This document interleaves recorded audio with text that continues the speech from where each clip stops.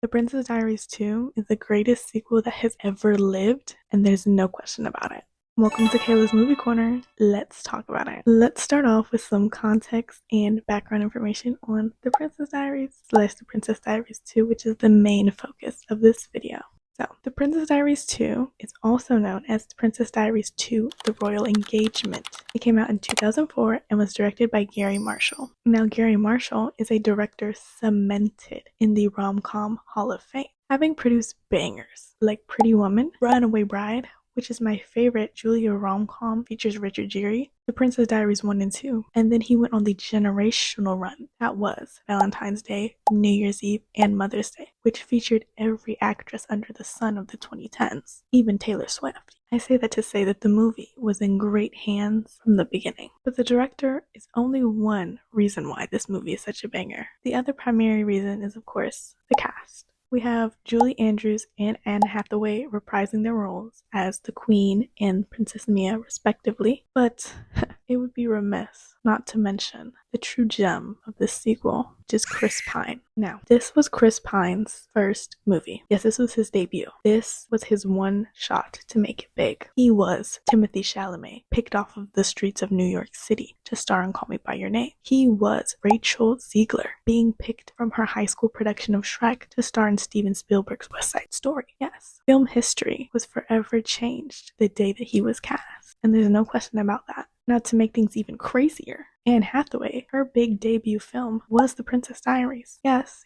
Now we have two actors wanting to make it big, knowing that this is their shot at being in the rom-com Hall of Fame, and they took it. So it's safe to say that these movies really birthed legends. And you may be asking yourself, is all of this context really necessary to be able to enjoy this movie? And the answer is yes. And so now that you have this context, let's get into the plot of the movie. Now, if it's been a while since you've seen these movies, I shall remind you that The Princess Diaries 1, the first one, is based off of the book. And it's not a rom-com at all. It's a coming-of-age film. And the plot is that Mia Thermopolis is just a normal girl, and she finds out that she's princess of this European undisclosed land called Genovia. And then the movie ends with her going to Genovia to assume her role as princess. She also kisses the main love interest of that movie, but that is irrelevant because he doesn't show up in the second movie at all, and so it has no repercussion, so it doesn't matter. And so now that the first movie had this coming-of-age story of this normal girl turned princess, now the sequel has this whole new world to play with of the royal kingdom of Genovia. And so the plot of this film is essentially princess wanting to be queen. And so the movie opens up with one of the most iconic and beautiful shots ever. It's a college graduation. It's the College of International and Public Affairs. So we can assume our girl Mia's probably here. To make it even more transparent that she's there, they all throw their graduation caps in the air. It's a big moment for everybody. Oh, wait a minute. What was that? You are correct. That's a tiara. She's not a normal girl. She's a princess, soon to be queen, heir to the throne. Yeah. So now we know that Mia has just graduated college, and for context, in the first movie she was 15, and in this movie she's turning 21. So it's been a few years. But since she is 21 now, that means she is of age to take the throne. The end of this year as queen, and I'll be taking over since I'm now 21. Which, everything sounds fine and dandy, right? For now. More on that later. Anyways, today is Mia's 21st birthday party, so she's ready to live it up at her ball. She's thinking in her head, wow, I could meet my Prince Charming tonight. She has all the eligible bachelors in the room from different countries, international affairs. They all want to dance with her and have their chance at the soon-to-be queen. She also admits that she has never been in love before. The one downer in my fairy tale is I've never been in love. Which I love the shade to all of the boys from the first movie, because yes, all of them were just there for fluff. Now, Eagle, aka Miss Clarice, aka Julie Andrews, aka Grammy, makes her first appearance on screen looking regal as ever in her gown, ready to step out and show out at Mia's birthday party. And as she comes up, she casually drops this gem. A queen is never late. Everyone else is simply early. Spoken like a true queen. And as much as I would like to say I would use this in my daily life, I actually have a crippling fear of being late and walking into a room and everybody staring at me and wondering, what was this girl doing and why is she late? Why does she not care about our time? Why does she not value me as a person? So no, I'm not a late girl. I'm an on time, early girl. But I like to imagine that I could be Such a queen. And so now it's time for Mia to come out. This is the first time we're going to see her full glam get up in this movie. She does not disappoint.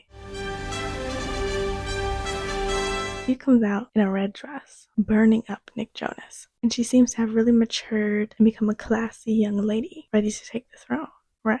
Wrong. Her bracelet flies off of her wrist somehow. Don't ask me, I didn't produce the movie. And we are reminded that, oh, don't forget that she's just a clumsy, normal girl from San Francisco. And now that she's at her party, she starts dancing with all the eligible bachelors. She's like, hey, hey, hey, hey. She's dancing with them. She's mixing and mingling. She has high hopes. Expectations are high. She has every eligible bachelor in the nation, international even, the world. But something is not clicking. Some of them don't speak English. They can't dance. 1, 2, 3. Oops, sorry. They're just boring. They're not giving Prince Charming. It's not looking good. It's not looking like she's gonna find the love of her life here. And that's really the reason why she came to this party in the first place. Hello. So then she eats cake with a comically small spoon so as to not alert anyone. And as she's taking a break from the horrible man, chatting with her friend Raven Simone, walking through the party, Party girl, you know. steps on a young man's foot. Oh no. Oh, turns out it's Chris Pine. It's Chris Pine.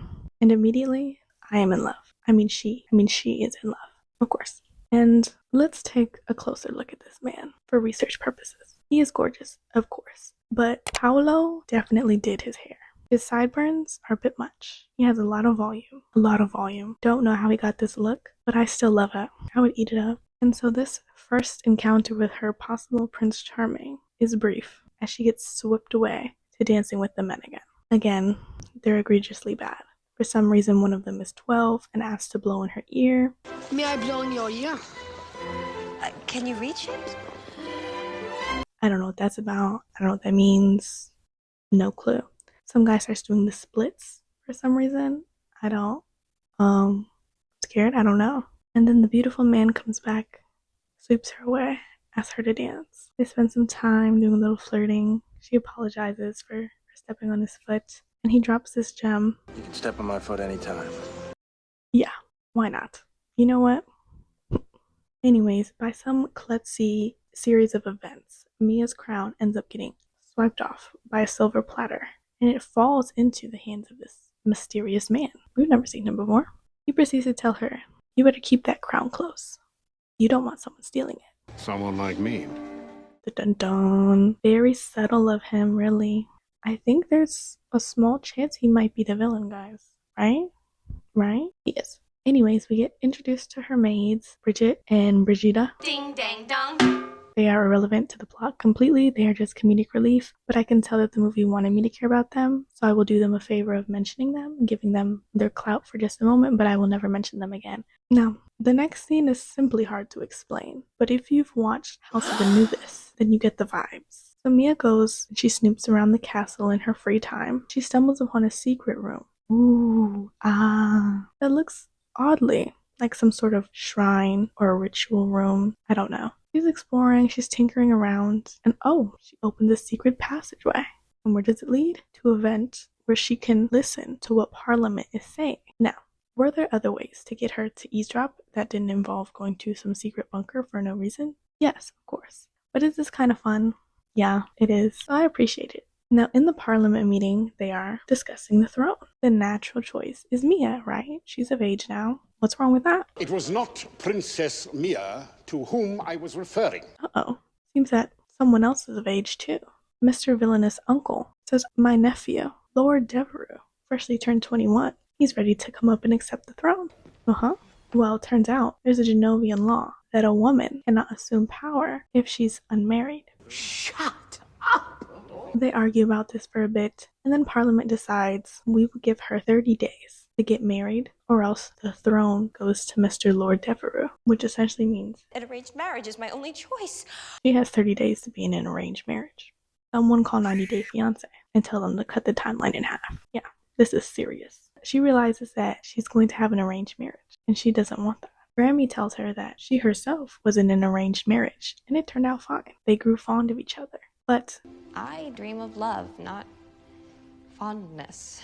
she wants love. She wants true passion. She's a lover girl. That's why she was so obsessed with the foot pop in the first movie. Fondness isn't the same as love, doesn't have the same je ne sais quoi. But she knows that she might have to accept fondness or a loveless marriage in order to rule her country and make change. She may have to put the needs of her country above her need for love. Heavy stuff, really. And now we get more backstory on Mr. Lord Devereux and his mysterious uncle. And we find out, oh, wait, isn't that the cute guy from earlier? You mean the cute guy who she was flirting with? Prince Charming, even, is the one who wants to steal her crown? Sounds more like Charming from Shrek, doesn't it? But alas, as we get more backstory on the uncle, he gives a Machiavelli reference as he cheats to win at darts and says that you cheat, you can always guarantee a win. But remember that Machiavelli's whole thing is that it's better to be feared than loved. Right. Now this line is significant, where they say, with his snake of an uncle. Because if you've seen Ella Enchanted, then you can see where the storyline is alluding to go to. The context clues together. Because Ella Enchanted also stars Anne Hathaway as a princess. There's also an evil uncle who wants to take the throne from his nephew. Oh, and the mysterious uncle has a pet snake. Oh, this movie was the source material for Ella Enchanted, yes. Anywho, Grandma invites Mr. Nicky Nick, Mr. Lord, to stay at the palace. You know, keep your friends close but your enemies closer. And Mia starts going on this rant. I mean, he is rude, he's arrogant, self-centered. Every name under the sun. Because she doesn't know the cute man she danced with at this party is Lord Devereux. He steps through that door and oh, right, it's the guy. It's the guy that she danced with, yeah. So he's a gentleman. He introduces himself to Grammy like nothing ever happened. He goes to say hi to Mia and she... Which, to be fair, he said, and I quote, "You can step on my foot anytime." So really, he asked for this. And question for the audience here. Since they are both eligible for the throne through blood, does that not imply that they are blood related? Now that's a question to think about and forget immediately. Anyways, now Mia is eating ice cream sad in her pink two-piece set from Chanel giving Margot Robbie. It's absolutely a style icon piece. And I want this outfit, the pink today. I'm trying to be her, duh. And also in the scene, we get this iconic line out of Grammy, which is nepotism belongs in the arts, not in plumbing. You know what? Hell yeah. Anyways, we get some beautiful shots of Mia's princess suite. This is so cool! We go to her closet. Her closet has a remote to open the door. It turns on the lights. It opens the drawers. There's combinations. It's everything a girl could dream of. It's giving Hannah Montana 2.0. Even has some of the crown jewels. Hello, Ocean's 8. And reflecting on this closet really makes me think, wow, we're in 2025 and I still don't have a remote for my closet. Absolutely diabolical, love. Absolutely diabolical. And as she's going through her closet, and that scream that she scrumped was definitely not in the script. She was not expecting those little tickles. I can say that much. But anyways, now that Bestie's here and she knows the tea that she has to get married in 30 days, it's time to play Tinder IRL. But since this is 2004, it's not on your phone. It's on a slideshow in the movie theater. And this is one of my favorite parts of the movie. Some of them are too old, too young, yada yada. They show a picture of Prince William. And she's like, yes, I'll take him. But then they tell her no, he's not eligible because he's in line for his own crown. And they're like, well, why did you put him in there then? I just love to look at him. Me too, I agree. I appreciate it. And then we get to Andrew. And now, this photo really reminds me of Facebook moms not being able to detect when something is clearly AI. Because I look at this picture and I think it's hilarious. It's egregiously, horribly photoshopped. But it's allure, it's funny. If I showed this picture to my mom, she'd be like, oh my gosh, who is that? Do you know him? Is that your boyfriend? And it's like, no, it's not. But it turns out Mr. Photoshop Plane Fighter is our man. Yep, he's the suitor. Thus, we get a bunch of PR stunt scenes. It's giving when the Kardashians would call the paparazzi every time they went to Nobu. It's giving when Bryce Hall would call the Hollywood Fix every time he went to Saddle Ranch. It's giving the paparazzi team Bryce on God. And as a result of the paparazzi and all the commotion, in conjunction with Mia being a renowned klutz, her scarf just flies away.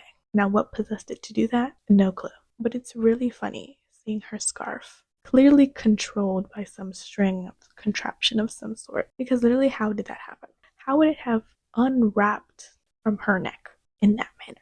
But it leads to them flirting in the sand, her and Andrew, and the camera pans up and we get this really cool transition to them playing badminton as the bird flies from the sky. And this transition is very much giving Challengers. Luca definitely watched this film prior to filming Challengers and used it as inspiration. And so Mia, as the klutz that she is, her foot gets hurt. And we get this essential scene that seems unessential to the untrained eye. But my eyes are trained, so I see the essentialness of it. And so I can share that with you. Do you see the significance? Yes, they're not in love with each other. Now, class, you can see in that moment when he puts the ice on her foot, as she kind of fakes the injury a bit more, that he's not feeling it. You see that they have no chemistry, there's no passion. And although the friend, Bessie, seems to be convinced that they are in love, They're smitten while playing badminton. they know that they are not in love, and it's simply friend vibes. He's faking enjoying that he's putting the ice on her. She's faking her injury. It's just fake all around. And then the montage shifts from this getting to know each other vibe, maybe there's something there, to we know there's nothing there, and we're just doing this because we have to. As the song, I want a little something more, a love that will last, starts to play. And we see that Mia is simply not happy with this PR-stunt relationship with Andrew because she's growing fondness for him, not love. They could be besties, but she will never truly love him, and she knows that. And this whole time, you're wondering, where's Nick at? Don't worry, you guys. We get a Lord Devereux crumb of him reading on the bench, eating an apple. And we see, oh, he's been watching her. He's keeping tabs on what's going on. And, what's his plan, though? More on that later. And so, of course, the month clock is ticking. I believe it's been about a week or two now. And Andrew and Mia are sat on a bench Under Genovia's famous pear tree. Paparazzi are eager to see what happens next. And he hands her a film canister with something in it. He says, oh, you should open it. And she opens it and it's a ring. Oh, I guess this is a proposal. Is it? Well, no, it's not, because he's not on one knee. He's sitting on the bench. He didn't even open the ring box for her. He didn't even ask her to marry him. He just said, it's implied, I guess, love. Another thing, it's a film reel. It's a film reel because he likes to take photos. He likes film. I've never seen Mia take a photo once in her life, again signifying that they are not meant for each other. But alas, she is not happy about accepting the ring, but she knows that she has to. So she does, and they are thus engaged. And they don't even kiss. He gives her an awkward friendly tap. The paparazzi's loving it, and they so ever sad. But anyways, we're back to mysterious uncle. Of course, he gets word of the engagement, and he is not happy about it. And he tells his nephew, why don't you romance her? Sweep her off her feet. Because if you can just break up their marriage, then you get the throne. Duh. Show her what it's like. A relationship filled with heat and passion. Which for your uncle to say is a bit odd, right? Right. He's a little bit into it, but so am I, so I can't judge too much now. And I feel like now is a good time to mention the clear distinction between motives of Nicholas and his uncle. Because Nicholas is following his uncle's orders because he thinks that's what his dad, who has passed, would have wanted. He is being manipulated. He's part of the plan of mysterious uncle. Nicholas even asks, are you sure my father would have wanted this? He goes, yeah, knowing that he's lying. Knowing that he wants to pull an Ella Enchanted and get the throne for himself once his nephew is king. It's implied here. You gotta read between the lines, guys. Read between the lines. We get more of creepy uncle being obsessed with Machiavelli, saying that Nicholas was named after him and not his grandfather. Crazy thing to lie about, but alright. Side note, I hate philosophers. I hate men who like philosophy too much are red flags. But alas, Nicholas is going forward with his task, and he's gonna charm Mia. And charm he does. Now Mia is seen looking at her ring until she's sad, she's not happy about it. And Mr. Nick, he whistles his way into the scene and says, oh, are you having second thoughts? They flirt back and forth. It's very enemies to lovers energy. There's tension, there's passion, there's aggression even. And this is really the sole reason why I flirt with men the way that I do, in which I act like I hate them and I just roast them to smithereens and expect them to like me back because that's just like fun little banter. Like, what's the problem? What's the issue? Do you not get the concept? As they continue flirting, they flirt their way into the closet. They want to go incognito. They don't want to be seen. The maids are listening. Like, they need a place to hide. So they go in the closet. And they go back and forth with turn the light on. He turns the light off, purposely getting on her nerves because it incites emotion and tension and passion. Ugh. Oh boy, am I onto what you are trying to do. He knows what he's doing. Now, Grandma's wondering why in the world her granddaughter was caught in a closet with a man who was not her betrothed, which does seem a little crazy, and it was a little crazy. And so Clarice asks Joe, her man / her bodyguard, and he says, "I'll fight the ladies' man. He's also a chef." Yes, my dear, I would kneel if it weren't for my knee replacement. Oh, he wants to propose. He wants them to be together after she abdicates the throne. Now, this is one of the subplots of the movie, but to me, it's really not a subplot. To me, this is really a parallel main plot, really, because it has such a good emotional impact on me, and their romance is the one that makes me cry. Guilty as charged. So, yes, he asks her to marry him, and she says there's a lot going on. She has to continue to fulfill her duties to her country, but also as a grandmother and take care of Mia. And it's so sad, especially given the context that we now know that she was in a loveless marriage with her husband. Perhaps it's time to consider the duty you have to yourself. Even in her old age, she still puts the needs of the country above her own wants and desires. And it's so sad. Next, we have a chicken situation in the throne room. That's my new catchphrase. Thank you very much. No further questions. Creepy uncle, he's scheming away. He has a snake, flashback Ella Enchanted. But essentially, Mia has to greet the royal guard, horseback riding, and so he knows that her horse is afraid of snakes. So he plants a fake snake, so that way the horse gets angry and runs away and embarrasses her in front of everyone. Because he wants everyone to think that she is unfit to be ruler of Genovia. And so Mia cries about this. She goes to see her grandmother, and then the bodyguard, Mr. Joe, King Joe, he confronts mysterious uncle about this. Now, bodyguard Joe has been in all 18 of Gary Marshall's films. Yes, he has. So he knows a thing or two. And so as a result, we get this banger scene. I think the entire country understands how well you cater for the crown's emotions. I have diplomatic community in 46 countries. Oh, but Mr. Joe does not back down. Fear is not in my vocabulary. Perhaps. But it's in your eyes. And we love a good threat. Now, we learned earlier that Nicholas is great at many things. So it's only right that we get a scene of him making a dessert for Gammy. And he also drops his own lore about why he thinks that Mia isn't fit to rule. He says, well, she didn't grow up here. I went to primary school here. I know the people. I am the people. I can be a representative for them. Mia cannot. How can one rule the people if they do not know the people? Fair. But because of this, in the next scene they're at a party. And what's Mia doing? She's mixing and mingling. She's sharing her knowledge of the people. She's relating to them, yes. Mia's doing well. And since this is a classic enemies to lovers story, what are we missing? Exactly, we're missing the jealousy portion. So now's the perfect time to add it in. So Mia and Mr. Lord are both at this gathering. And she hears he brought a date. Oh, Is that a girlfriend or who is she? Oh, I thought you didn't like it. Oh, I thought you. So they run into each other with both their dates, and they have a my horse is bigger than your horse battle. She's received the Rhodes Scholarship. Really? Oh. Alyssa was in the Peace Corps. And so then the irrelevant pair leaves, and the tension's to the roof. Neither of them know what to say to break the silence. So Mr. Nicky Boy comes in and he reads her to filth. He says, you know what? You two make a really cute couple. It's a shame you're not attracted. I know. Ooh, he got you there, girl. You're caught red-handed, girl. And so then as they continue to argue, they stumble into the garden even deeper. And fountain, this is very romantic. And they admit that they loathe each other.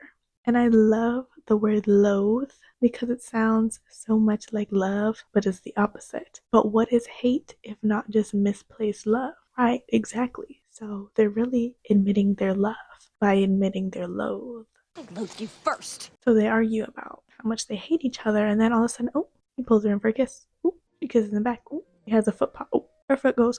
Ooh, ooh, ooh. Cinema. This is film. This is cinema. The shot is incredible. The water, the colors, the garden, the statue, the sunlight. And of course, they then fall into the fountain, making them both dripping wet as they do their walk of shame back to the party. Yeah, and Mother Gammy is not happy about it. But why is she so unhappy about it? She hashes it out with Mia. She chews her out for being irresponsible, for not making the best decisions for the country. And it really kind of is as if she's projecting what she herself has heard her whole life of the person she has to be and has followed through with being, and is mad that Mia gets to kind of explore whatever she wants to do. She hates that she has to scold her as queen, even though as grandma, she would just tell her to follow her heart. But as everyone makes their way to go to sleep, we get the dramatic scene that truly changed lives. Where Mia notices a little orphan girl is being bullied by two little orphan boys. And she says, "Hey orphans, join the parade. Everyone's a princess today." Who is this little girl, you may ask, that changed the parade and changed the course of history and made her be fit to be queen? Abigail Breslin. Yes. That little girl takes a thumb out of her mouth right when she says, "Break away." Cinema. I just remember the first time I saw this movie and heard that song, I was like, well, that's the song of the century. Oh, this song makes me feel like a princess. And did. But as a result of this, Lord Nicholas saw this and was like, wait, maybe she is fit to be queen. And he tells her this. Because, I mean, hello, what else could you want from a queen than someone who cares about orphan children? Although it's very clear that Mia and Nicky Boy have some tension vibes going on. It's very weird. Because they've kissed, but then they didn't talk about it after. But they don't know if the other person feels the same or what it meant to the other person. So everything's just weird and odd and crazy. But nevertheless, the wedding is still fast approaching, yes. And tonight is actually the bridal shower slumber party, where all of the princesses from all the lands are coming together to support our girl. Yeah. And the girl who turns on the radio is simply serving the hottest Y2K outfit of the century. This whole set probably cost you about $1,000 on Depop right now. She probably bought it for $10 at Kohl's. Do I want the outfit? Yes. At the slumber party, Julie Andrews pops in a show-stopping nightgown, and our ears are blessed. The voice of Julie Andrews. A work of art with its own rare design. The first time that she was heard singing post 1997 botched throat surgery. Yes, this was an iconic moment in history. And so we get the gem that is Crown and Glory featuring Raven-Symoné. And if that wasn't enough to touch your heart, we also get a confession from Lord Devereux that he believes that Mia is in fact fit to rule and he doesn't want to sabotage her anymore. He says, "Uncle, I don't want to do it anymore." And Uncle goes, "Oh, so you're in love with her." And he says, "Mia doesn't care for me that way." He thinks that Mia doesn't like him that way. So even though he knows that his feelings for her might not be reciprocated, he still wants what's best for her. And that is true love. Men these days don't yearn anymore. He was pining. His name is Chris Pine for a reason. My ex for a reason. And just when we couldn't get enough of him being the man that he is, he whistles his way back into the scene to help her throw her flaming arrows. Yes, he positions her. Yes, we get a, let me show you how it's done. Cupid metaphor? Yes. There's longing touches, swelling music, Romeo and Juliet, star-crossed lovers, sadness in the air, immaculate acting. It's perfect. You can feel them yearning to be with one another. Wonderful. And he asks, "Can I see you one more time before I go?" And they get cut off because the paparazzi is Team Bryce on guard, and we are quickly brought back into another love scene. But not with these two young lovers, no. Oh. The Queen and Joe. They dance for a bit, but then he asks the age-old question of, "What are we?" To which she responds, she can't do it. There's too much going on. She has a wedding to plan, and he fades into the shadows and disappears, leaving her alone to mourn in her own sadness and think about the life that she has created for herself. And perfectly in contrast, Mia gets word that Lord Devereux is outside her window throwing pebbles. He is pining. But oh no, this is kind of awkward. This is the night of her bachelor party. She can't leave, can she? No, she does. She hops out that window quick. She falls on him, but it's okay because he is resilient to her inflicting pain on him for some reason.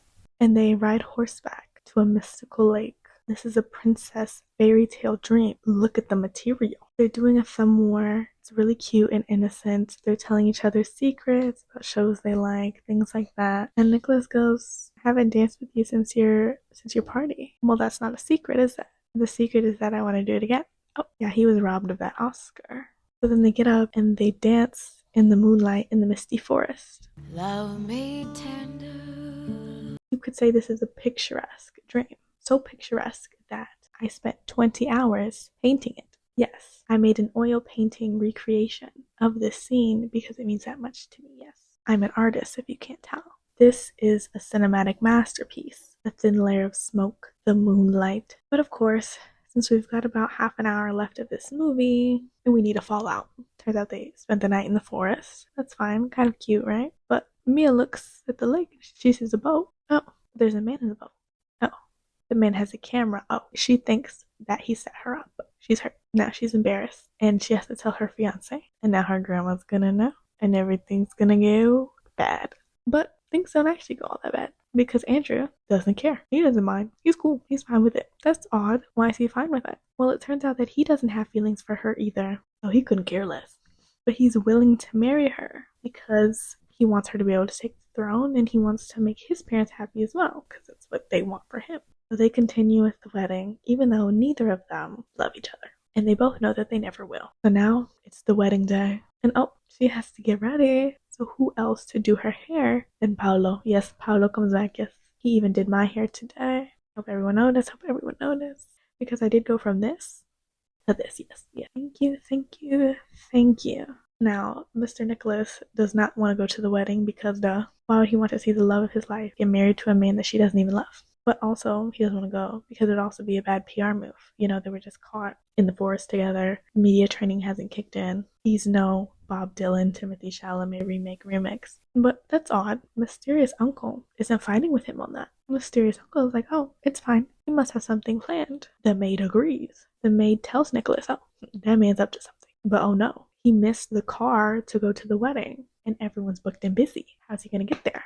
Oh, don't worry. They have something that has less than 4 wheels, but still turns. What is it? A unicycle. You were never going to guess it's a unicycle. And that man's actually riding that. You can't tell me that's a stunt double. But no worries. He runs into some cattle, and so he trades in his unicycle for a horse. He gallops his way to the wedding. And so as Nicholas is on his way to the wedding, we see where Mia is at in the wedding, and oh no, her feet are a little cold.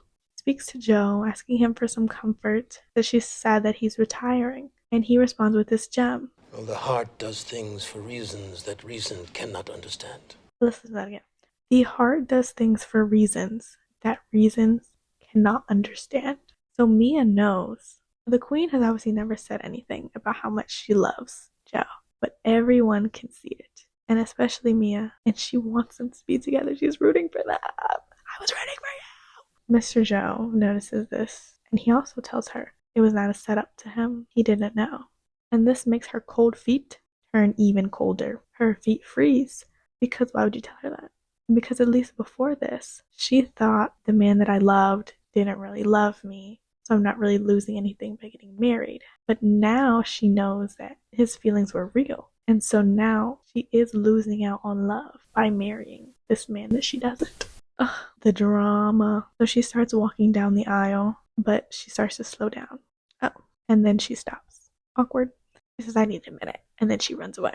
Very runaway bride, 1999 of her. And so Grandma hastens after her. Oh, my dear. And lets her know that it's okay if she can't do it. She knows that she can't do it. It's okay. And she admits, now I've lost the only man I've ever really loved. Because she put the country over love throughout her whole life, even now in her old age. So she tells her to not make the same mistakes that she did. To follow her heart, make her own mistakes. And this scene always brings tears to my eyes because Julie Andrews here is really such a gem. And throughout the 2 movies, really, you can really see that she grounds the character in this sense of wanting love with Joe, but knowing that she can't pursue it. And it really comes to a head here in this moment, and it's so bittersweet to see.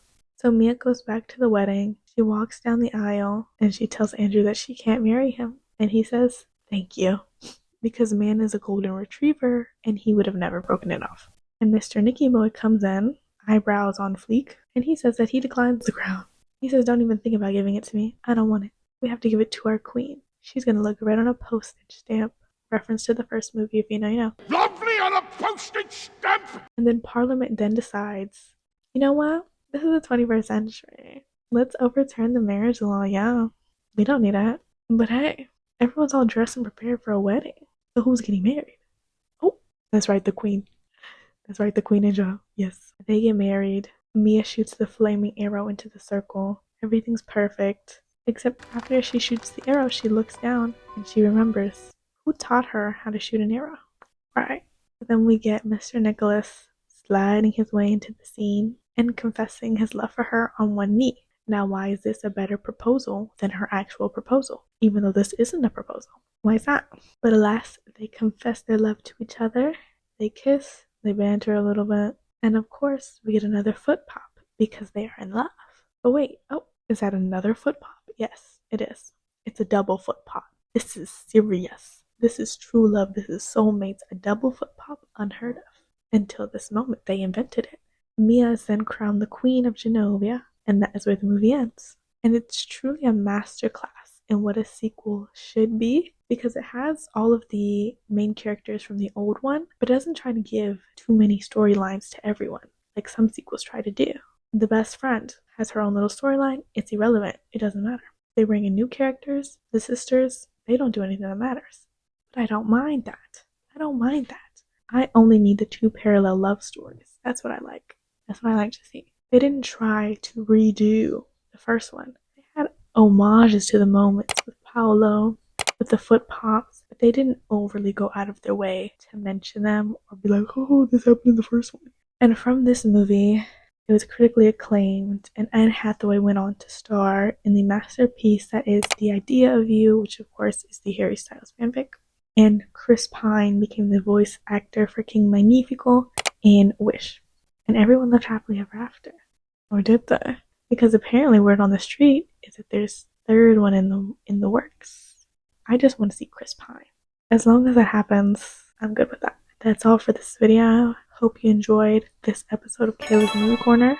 Leave a comment down below if you enjoyed this video. Like, comment, subscribe. Bye.